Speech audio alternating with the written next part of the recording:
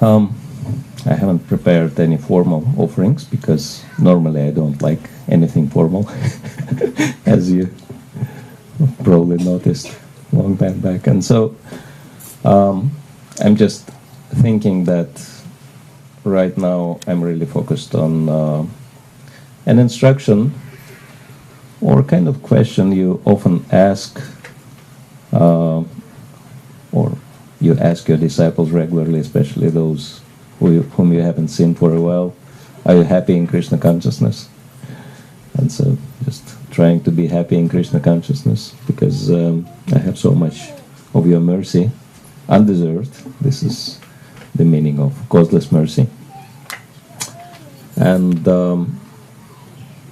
especially after sannyas, life becomes very interesting. I've been even missing your association because I got so much more engagement. But I remember some time ago I just shared with you briefly that I feel so fortunate that I made this choice 27 years ago, that I wanted you to become my spiritual master. And I can't really imagine even surviving, what to speak of thriving in Krishna consciousness, if I would make any other choice. Because, we have many wonderful senior Vaishnavas in our movement, but, for me, there is no one as special as yourself, and I really have good reasons for that, because there are many people who preach very nicely. Of course, your classes are very, very clear and very inspiring and always very lively, but it's not just what you speak about really impresses me, but it's your example, because it's rare to see someone perfectly practicing what one's preaching, and oftentimes you're making this point that the 5 most powerful elements in Krishna consciousness, as Lord Chaitanya stated, are Sadhu Sangha, Nama Kirtan, Bhagavat Shravan, Madhuravasi, Vishnu Murti Shraddha Savam. And I'm thinking that you're so perfectly embodying all these 5. You practice all these 5 so powerfully, starting with the end, Vishnu Murti Shraddha Savam. Probably no one, probably even yourself, you would not exactly know how many deities of the Lord you recovered throughout the years, and how many you have, how many you worship. Of course, you have your disciples to do the worship. But I don't think there is anybody in ISKCON who recovered that many deities. And of course, devotees even making a video of your worship as an exemplary worship for all ISKCON devotees. And of course, your senior disciple, Nrsimha Kavacha Brahma, is in charge of the Ministry of Deity Worship for a good reason, because we're inspiring him so much in this service. And I've also been blessed by receiving Giriraj Govardhan from your own hand, and Giriraj is really taking so much care of me. And many devotees actually know how much mercy I've got by worshipping him. And so you making your own life so successful by strictly following this Anga, and you helping so many other devotees. There are countless stories I can think of. Just one story I remember. We were at Govardhan together, and specifically you went to pick up few Govardhan Shilas for your senior disciples who wanted to worship them. And then when we were in one place where we found many nice Govardhan Shilas, and I've spotted one very nice Govardhan Shila, and he also liked it. And then I remembered my god sister, Sri Guru Charana Padma, and how her and her husband, they really went through so many hurdles in their life. They're such a sincere devotees, but she was already quite elderly, and then she conceived a child, but then the child was born dead, and also they invested quite a lot of money in some business, maybe $100,000 or something, and then they lost all this money, and you were concerned about them as well as myself. And then I asked you, what about giving them Giriraj to worship? And you said, yeah, this is a good idea. Take this Giriraj and give it to them, and you tell them that they have my blessing for the worship. So I delivered Govardhan Shila to them, and they started worshipping this Giriraj. And since that time, they had a wonderful baby boy, which is very surprising at such an advanced age, very healthy, very nice baby boy. And also they were struggling financially, but then suddenly her father said, why are you moving from house to house? That why don't you get your own place? And Braj Mahan said, but we have no money. And then Sri Guru's father said, okay, I have like $230,000 I don't need, and I can just give it to you. Buy yourself a house. And then Sri Guru, said, how can we pay you back? And he said, don't worry about paying back. Just give me whenever and whatever you can, and that's it. And so they just got this money, and they bought themselves a wonderful house. And so since that time, their life really changed. So Giriraj is really looking up to them. And so there have been many other instances. I saw how miraculous life becomes if it is connected to the Lord in his form of a deity. And of course, Mathura Basi, we were noticing that you're spending more and more time in Vrindavan, and how attached you are to Sri Vrindavan Dham. And it's like you using any excuse to stay in Vrindavan as long as possible. And obviously, Vrindavan has such a rough climate and so many challenges, but it's very inspiring to see how much taste you have for living in a holy place, that it's such a deep attachment. And Bhagavat Shravan, you always listening to the classes, not only Prabhupada's classes, but so many classes by your god brothers and other devotees. You're always absorbed in hearing, and then we see the result. Whatever you share is very inspiring and very, very deep. And what to speak of Nama Kirtan, of course, your scale of preaching, as Govinda Maharaj says, this is the biggest Sankirtan Yagya on the planet Earth.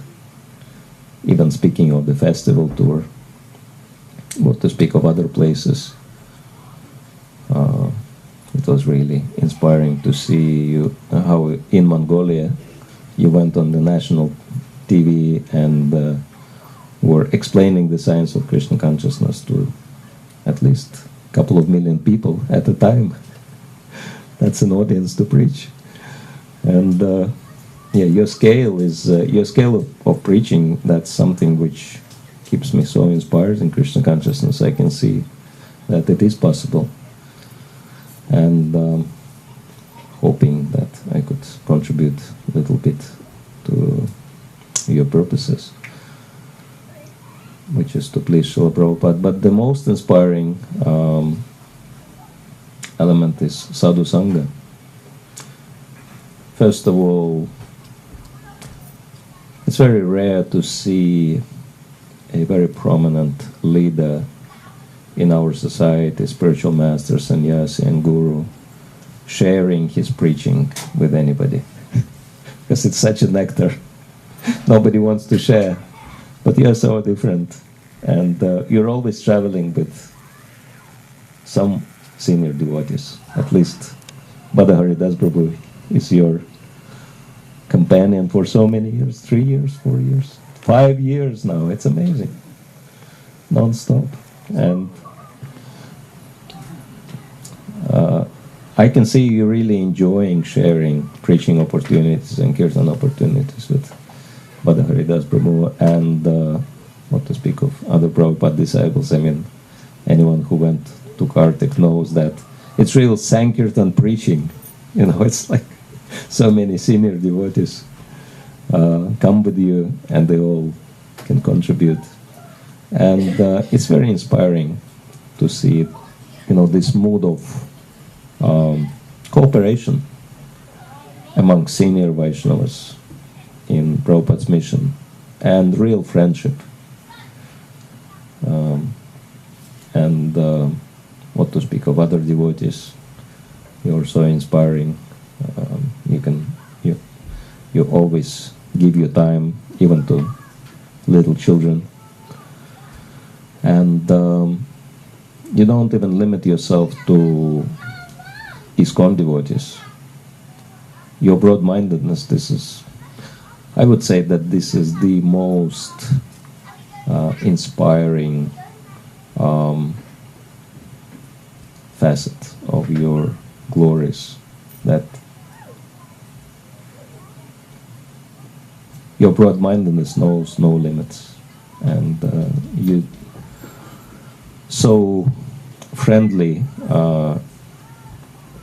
relating to the people of other faiths, and they become inspired not because of your preaching, but because of your affection towards them. And like again in Mongolia, I just remembered how when we met with those Buddhist monks, and this was one of the most powerful monastery in the whole country, and they came, and the chief abbot was there, and I could see from his face he was a little tense when he saw so many Hare Krishnas came to the monastery. And then immediately, right from the first sentence, you just dispelled all his tensions. I could see that his face immediately changed. After he asked you, so, you know, like, why did you come? And you said, we came to your country because we appreciate your spiritual culture so much. And, you know, the Buddhist culture is so close to our culture, and etc. And you shared so many appreciations, and he was completely surprised, taken by surprise. And then I remember how you told him that you gave that story of this little boy, how he wanted to become a Buddhist monk, and his mother wanted to talk him out of it, but then you convinced her that this is the best thing for the boy. And it was very obvious that you were not like playing tricks. That was coming from your heart, that you really see that our planet needs spiritual culture, and it doesn't matter which tradition people follow. So it's like very broad-minded vision, and we know that Srila Prabhupada had the same vision, and it's so amazing to see that, you know, you imbibe that spirit from him. And this is what makes you so powerful in your preaching. And at the end, you even offered, like, we want to help you in terms of development of your spiritual culture. And that monk said, let us do something for you first. But then you ask them, like, what could we do? And then they requested kirtan, because they wanted to learn how to chant mantras in very attractive way. And so then Bhadaharidas Prabhu sang wonderful kirtan. And they didn't really want us to go. They wanted to take pictures of Buddhas, and everyone was coming and exchanging embraces with the devotees. So that was very touching. And my greatest desire is to somehow, be useful in your mission in introducing Krishna consciousness to the world as much as possible. And so in that light, we're attempting to start a school in Mayapur this fall for training outreach leaders. And so it's only possible with your blessings, because we're trying to do something which is really impossible, to get professionals enrolled for 3 months, and professionals are normally busy people. But we're hoping to get some devotees with real leadership potential who could start new projects, new creative projects for spreading Krishna consciousness. So if you could please bless those efforts. I have experience, whatever you're blessing, it's always coming out successful. So just wanted to take an opportunity and use that for my advantage here. Thank you very much, everybody.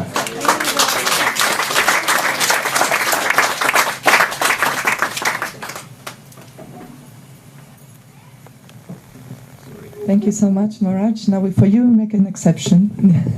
But for everyone else, sorry. Well, if you have an offering ready in a book, then obviously you read it. But if you would like to speak, then we're going to have to limit you to 2 minutes. Is that okay? Yeah. And Maharaj, you're very special, so for you, make an exception. So we're going to call on Maharani Vrinda now, and prepare your, tissues. She's definitely going to cry. And as every year. And after that, we're going to have a little surprise for Shri Gurudev. We're going to have a little musical performance by Hari Kirtan and Modidar. And after that, we're going to ask Gita to speak 2 minutes, if that's okay. And I'd like to also welcome Mother Jagadatri, she's going to hate me for this, but she's just in the corner there. She came especially for your Vyasa-puja, your beloved god sister. So, sorry. Okay, Maharani.